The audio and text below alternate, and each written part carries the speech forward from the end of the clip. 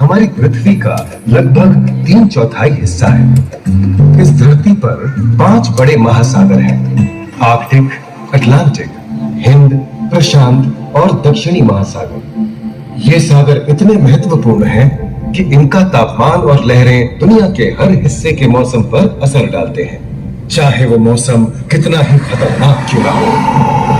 हमारी ही तरह पानी के नीचे पनपता हर जीवन सूरज की रोशनी पर निर्भर है।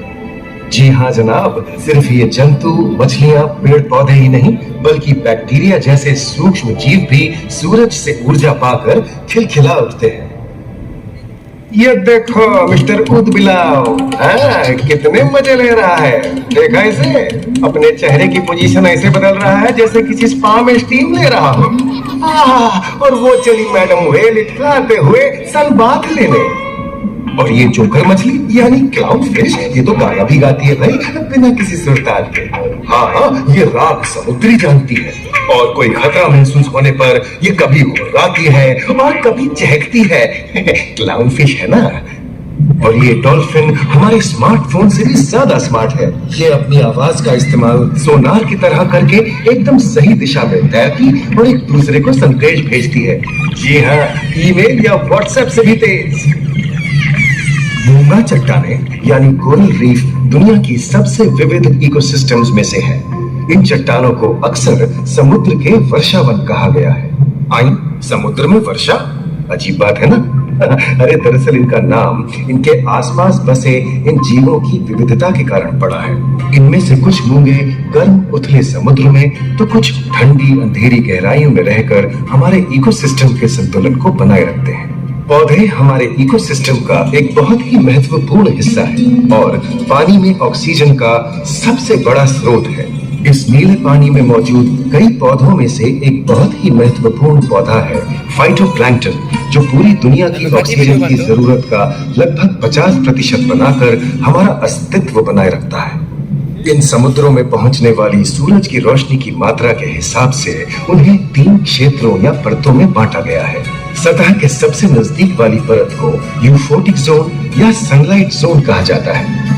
जाहिर है कि यहाँ सूरज की सबसे ज्यादा रोशनी पहुंचती है और 90% समुद्री जीवन इसी परत में मौजूद है।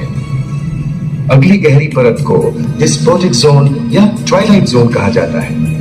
इस परत तक सूरज की सिर्फ 1% रोशनी पहुंचती है, जो पौधों के जिंदा रहने के लिए काफी नहीं है। तीसरी और सबसे गहरी परत एफोटिक जोन या मिडनाइट जोन है।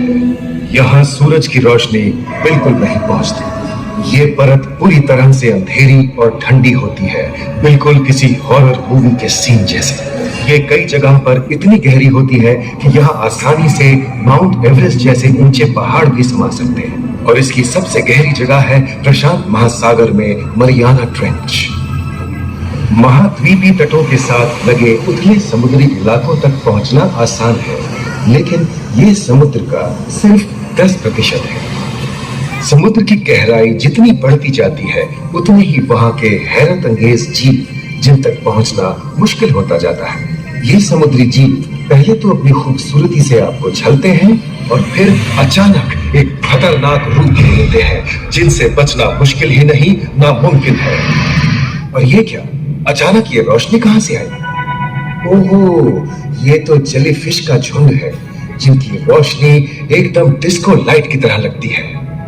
वाह, ये हुई ना बात। अब सभी बड़ी छोटी मछलियां इन चमचमाती डिस्को लाइट को देखकर पार्टी करने आएंगी। और फिर यही रोशनी उन्हें बेरहमी से दबोचकर उनका शिकार करके अंधेरे में वापस गायब हो जाएंगी। लेकिन सभी शिकारियों को छलावे से लुभाना नहीं पड़ेगा। सबसे घातक शिकारियों में से है शार्क, जैसे ग्रेट व्हाइट और टाइगर शार्क। शार्क आमतौर पर सूरज ढलने के बाद अंधेरे में शिकार पे निकलती है समुद्री जीवों का यमराज बनकर।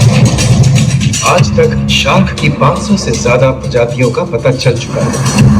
ये हर तरह के खुले महासागरों में, मूंगे की चट्टानों में, आर्कटिक की बर्फ के नीचे और समुद्र की अंधेरी गहराइयों में पाई जाती है।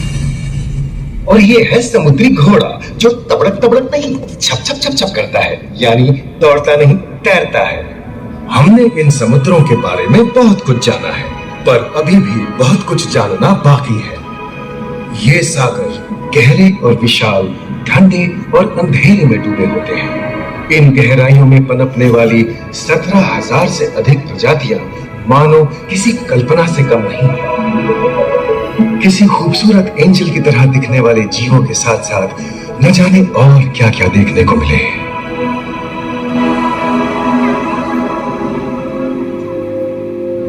इन विशाल सागरों के इकोसिस्टम इनके बाहर तक फैले हैं। खारे पानी की खाड़ियां, समुद्रों, समुद्र तटों और नमकीन दलदली इलाकों तक।